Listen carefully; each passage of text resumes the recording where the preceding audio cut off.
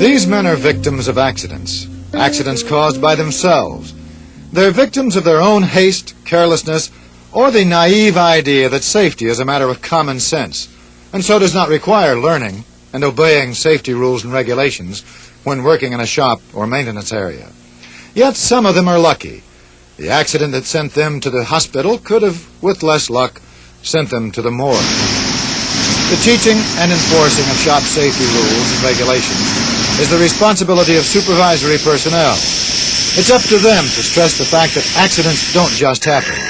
Each one is caused, and if the cause is known, the accident can be avoided. Any tool used to cut, grind, weld, or burn metal can have the same effect on human flesh and bone if safety precautions are not followed.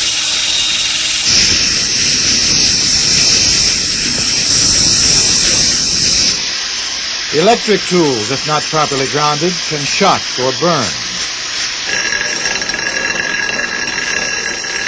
It's not only the obvious things like power tools that can cause injury. Non-obvious things are safety hazards, as we shall see. We'll start with what is probably the most common cause of shop accidents: slippery spots created by an oil slick, grease, or other drippings like antifreeze. A safety hazard like this one is a threat to an innocent passerby as much as it is to the man who caused it. Oil spills are fire hazards as well as accident hazards. They should be promptly cleaned up with a dry sweep or any other available absorbent compound. Any dirty rags must be placed in covered receptacles so that they in turn will not become fire hazards. Good housekeeping is a must in order to ensure shop safety. And good housekeeping means, most of all, cleanliness. Tools also must be kept clean. A dirty, greasy tool can slip out of the mechanic's hand when in use and injure him or someone standing close by. Make sure that proper cleaning fluid is used, not gasoline.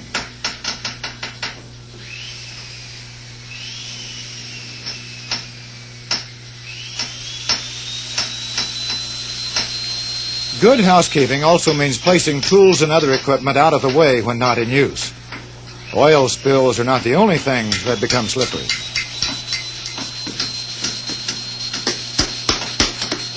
This accident, no doubt, would get a laugh in an old Charlie Chaplin movie. But it could have gotten the man a broken collarbone or a fractured skull. It didn't do the headlight he dropped any good either.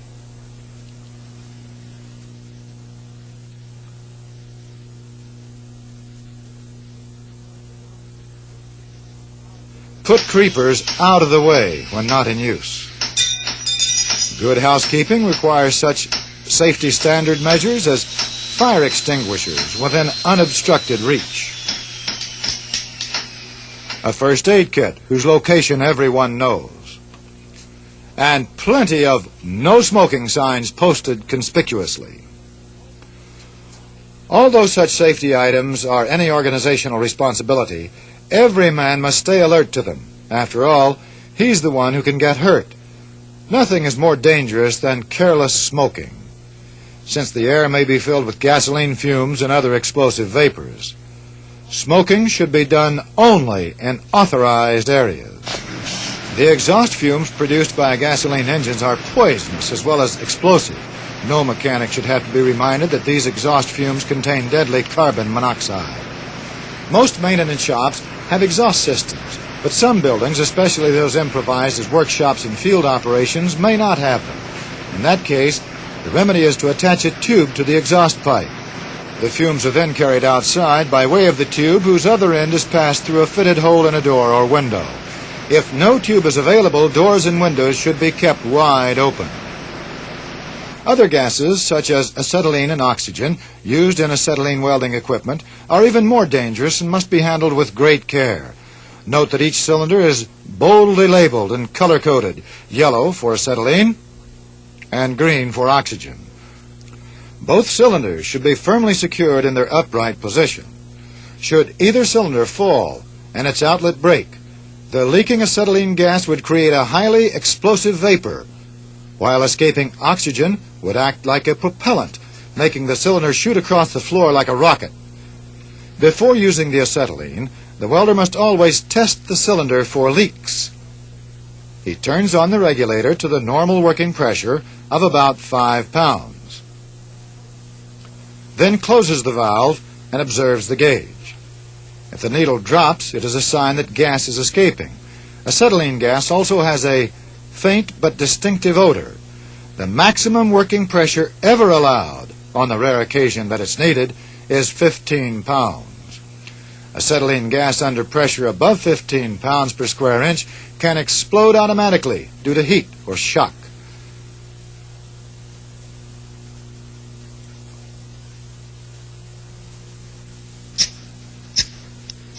Hold it. Don't ever hold that toward the oxygen. The welder incurred a safety risk by failing to turn the acetylene torch away from the cylinders before lighting it. Welding should be done only in an area free of gas fumes and flammable materials. Check your shop SOP regarding the use of asbestos gloves and aprons. Take note of this man's protection.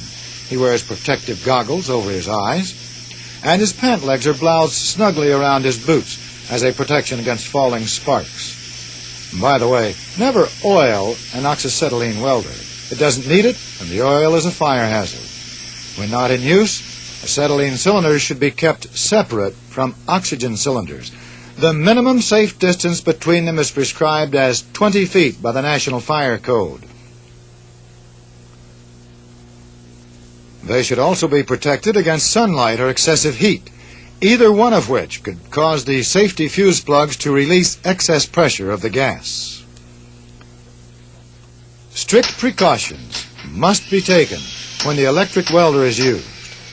Protective clothing must be used and a fireproof, light-proof screen placed around the work area to protect passers-by. The tremendous flash when the welder strikes an arc can cause temporary blindness if his eyes are not protected. That's the story about the man in the hospital with his eyes bandaged. He forgot to position his helmet when he struck an arc. Flying metal particles are just as dangerous as flying sparks. Mechanics using grinders or sanders must wear protective goggles or shields. Noise in a busy maintenance shop is usually at a high level of intensity because of several engines running at the same time. Failure to use earplugs under these conditions can result in temporary or permanent deafness. It's a mystery why some mechanics don't use simple protective devices like earplugs or forget about them. This man is alert to the danger. He's wearing his earplugs. Well, this man just can't be bothered. He's the kind that has to be reminded again and again for his own good.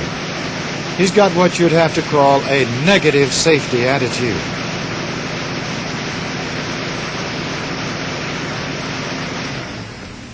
And then there's the mechanic who's trying to prove he's the company's strongman by attempting to lift that heavy door all by himself. All he's proving is that he's foolish and taking unnecessary chances. If his grip slips and the door falls on his foot, he'll wind up on crutches, like that man in the hospital. There's also a safe and unsafe method for lifting a heavy, bulky object. Use your legs, not your back, unless you'd enjoy pulling a back muscle or getting a hernia. The correct and safe method is to bend your legs, keep your back as straight as possible, and hold the load close to your body and gripped at opposite corners. However, when raising a very heavy object like this door, it's much safer to employ the chain hoist on a wrecker truck. Shop safety really means preventive safety. You've got to keep your safety guard up always. Even your clothing can be a safety hazard if it's not in good shape. That piece of cloth could have caught in the revolving fan and pulled a man's arm into the blaze. Fortunately, he was alert and saw the danger in time to prevent an accident. That's what you call a positive safety attitude.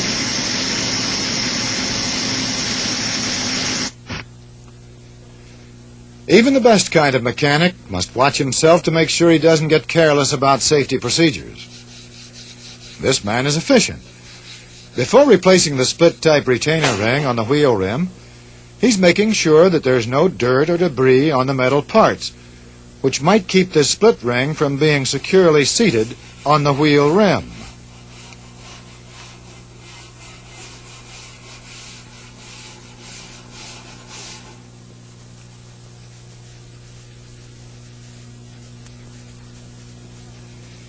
The tire's been replaced on the wheel and is ready to be inflated. But there's danger ahead. He's about to inflate the tire with a split ring lying face up.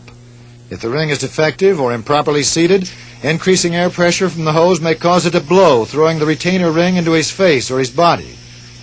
Fortunately, he stopped in time. The tire is turned so that the split ring is face down before inflating it. Otherwise, he could have been seriously injured or even killed.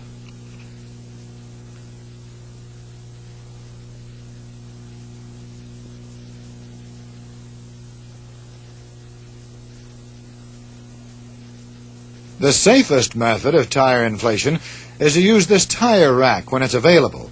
It's strongly built just for this purpose. Often a mechanic doesn't realize that a simple operation with a simple tool can be a safety hazard if he doesn't use the tool correctly. This man is pushing on his wrench instead of pulling it. The wrench may slip off the cap screw, and this could happen. Remember the hospital patient with his arm in traction? He made the same mistake and fell to the floor and broke his arm. There's another safety lesson in this accident, so let's look at it again.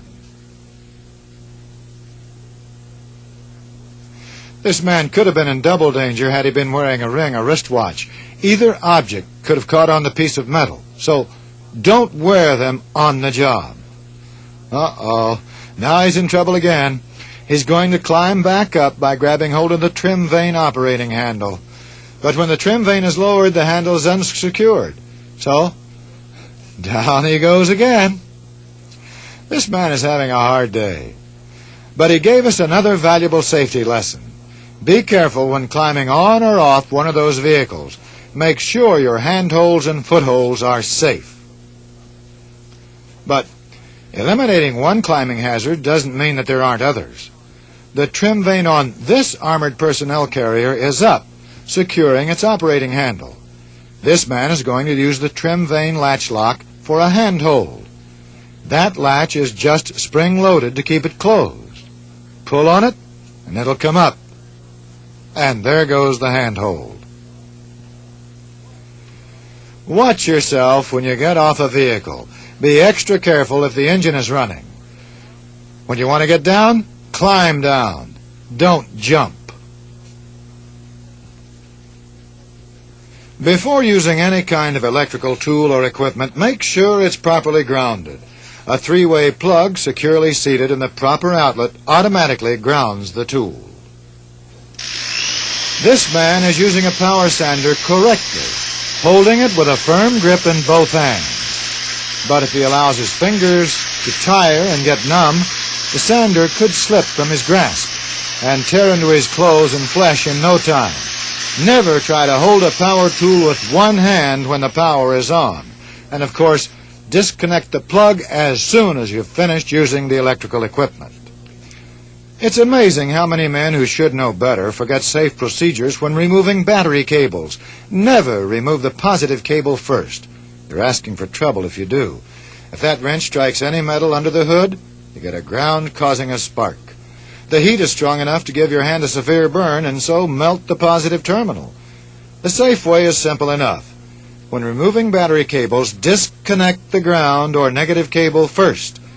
When you install battery cables, connect the ground cable last. You also have another reason for not wearing wristwatches or rings while working. If any metal parts come in contact with electrical current, you'd get a bad burn. You've now seen enough to know the danger in using the right tool the wrong way. But there's also a safety hazard in using the wrong tool on the job. There's no right way to use the wrong tool. Here, a man is using a screwdriver instead of a special tool designed for the job. He knows better, but he's in too much of a hurry to get the right tool. At least he didn't try to use a jackknife, like one man who thought it to be a kind of universal tool. He changed his mind when the blade broke and a piece of it flew up and hit him in the eye. And since we're on the topic of tool misuse, abuse would be a better word. There's the man who loves to operate power equipment. This mechanic is grinding off a mushroom head from a brass drift. He's protecting himself by wearing his goggles, but he's damaging the stone. Tiny particles of soft brass are being embedded in the stone. Using a hacksaw or coarse file might take more effort, but they'd do the job just as well without damage to the grindstone. And it would also avoid a safety hazard.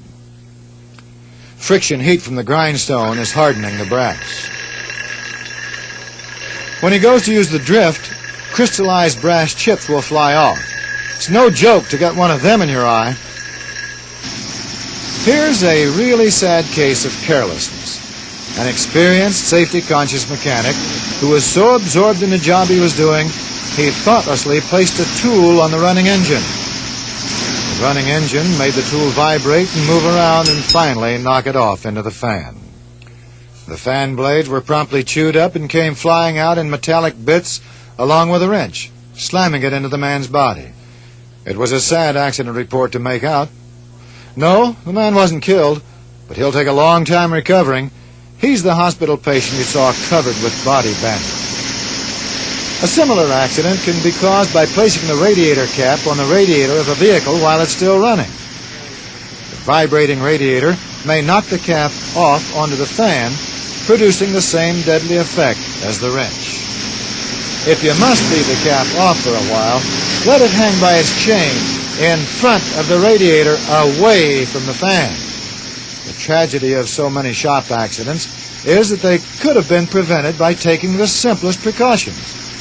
As you've just seen, a running engine is a potential safety hazard, so a cardinal rule is never leave a vehicle alone while its engine is running. Also, one never knows what freak accident might put the vehicle into gear. That's why it's important to place blocks at the front and rear of wheeled or tracked vehicles. If you have to jack up a vehicle in order to work on it, make sure it rests on a level surface and use the jack stands. It may seem unbelievable that some mechanics would fail to take these elementary precautions, but strange things happen when a man is rushing on the job. The vehicle could easily fall off the jack, or the jack could be defective and give way. If you don't use the stands and the vehicle does drop, good luck. Obviously, a moving vehicle creates more safety hazards than a stationary one, especially when it's a heavy, massive tracked vehicle. Safety regulations call for 2 ground guides when a vehicle is being moved, with the front guide off to one side where the driver can always see it. The rear guide is also off to the same side so that the 2 guides are always visible to one another. They are exchanging correct hand signals as the vehicle slowly backs up. Neither the rear guide nor the front guide should ever walk backward. The safe procedure is for him to turn around and face the rear, walk several steps, then turn and face forward again. Otherwise, he may stumble on some object left on the floor or slip on an oily spot and possibly fall under the vehicle. Both ground guides must stay on the job until the vehicle completes its rearward movement. Never take it for granted that the area behind the vehicle is free and clear of an obstruction, regardless of whether it's backing up inside or outside the shop.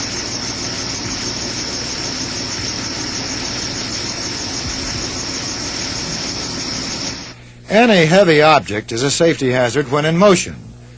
When an A-frame is used to move a power pack, there should, ideally, be 4 men, 1 at the side of each post. If only 2 men are available, they should position themselves at the rear and always face forward. By now you can see that shop safety hazards are not always obvious and cover a wide range of dangerous situations. Sure, sometimes the preventive measure takes just plain common sense. Even a simple soul knows enough to stay out of the way of a moving A-frame. But often the safety hazard isn't that obvious, especially to a student mechanic, and requires a simple warning, like telling the man to be sure the motor is stopped before relaxing his grip on a power tool and putting it away. When you're working on an armored vehicle, you must frequently open or close movable parts like hatch covers and ramps. These parts are very heavy, so lock them when they are to be kept open or closed. That's what the locking devices are there for. This ramp is clearly marked defective ramp, so you have fair warning of a safety hazard in case the ramp is lowered. But sometimes a cable weakens or a hydraulic cylinder or line goes, and no one knows anything about it till this happens. That warning horn should have been sounded before the ramp was lowered, always, whether or not the ramp is defective. This operator is checking the locking levers while closing the ramp. If they don't lock, the ramp could fall. There are times when knowledge of a safety hazard comes only through intensive experience, even for a seasoned mechanic. Take this situation. These mechanics are about to place a power pack in a tracked vehicle. The power pack rests on a spacer, like this, a large washer. Sometimes it comes out accidentally when a pack is removed, but it must be put back in place before a power pack is replaced to keep it level. If the spacer is omitted, the power pack will tilt slightly, but enough to shift the control linkage. Then this will happen when the driver starts the vehicle.